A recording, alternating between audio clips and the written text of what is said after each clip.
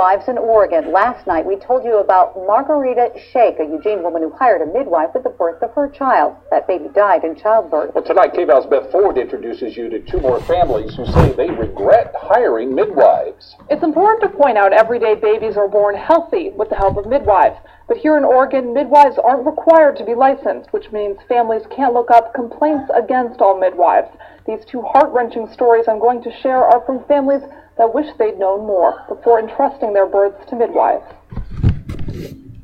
On August 4th, 2009, Mindy and Philip Bizzell were in the middle of a nightmare.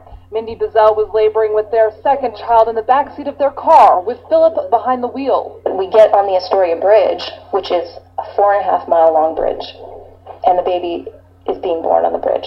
But baby Henry was feet first, something the Bizzells say their midwife never checked for at any point during the pregnancy. So in the middle of labor, Henry got stuck. He's half out of me and half inside me, and he can't breathe. When they finally got to the hospital, it took a doctor 3 tries to extract Henry with forceps.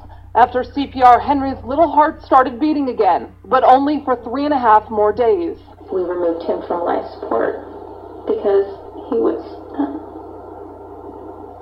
he had no brain activity, so he was gone. The Bizzells' midwife, Tammy Roloff, is licensed in Washington, not in Oregon, but practices in both states. We put our trust in her. We expected a level of care.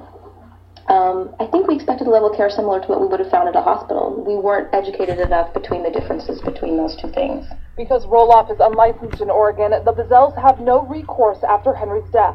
No consequences for the midwife or even an investigation. A year after the death, the Bizzells gave birth to a daughter, but she could never replace their son. We always have a missing seat at the table. Forever. Christine Andrews' story is different. She walked away from her birth with her son, but he is disabled, which she blames in part on her midwives from Motherwise in Bend. Andrews says her midwives didn't take her medical tests seriously, like when her blood pressure soared at the end of her pregnancy.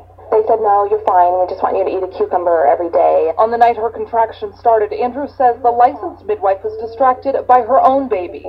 The midwife sent Andrews home, saying she had a urinary tract infection. Immense pain brought her back to Motherwise Clinic that night. The next day, when Abel was finally born, he wasn't breathing. We called out to him a lot and said his name. Andrews says the midwives, licensed and unlicensed both, didn't know what to do with a newborn that wasn't breathing. They just had the look on their face of, trying to remember what they'd read in a book somewhere. What do we do now?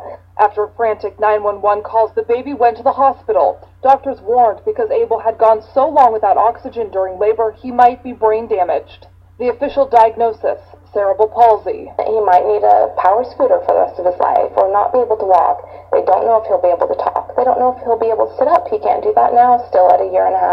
Andrews blames her midwives for ignoring warning signs during pregnancy and labor. Now Andrews, her husband, and Abel take life one day at a time. This is a lifetime of hardship for our son. I worry that he won't forgive us for making that choice. Tammy Roloff, the Bizzells' midwife, told me she didn't want to comment on the story, and she says she is currently not practicing as a midwife. The owner of Motherwise in Bend told me she was unable to comment for the story. KVAL News has heard from many people who have had very positive experiences with midwives. To be fair, we'll tell that story next week.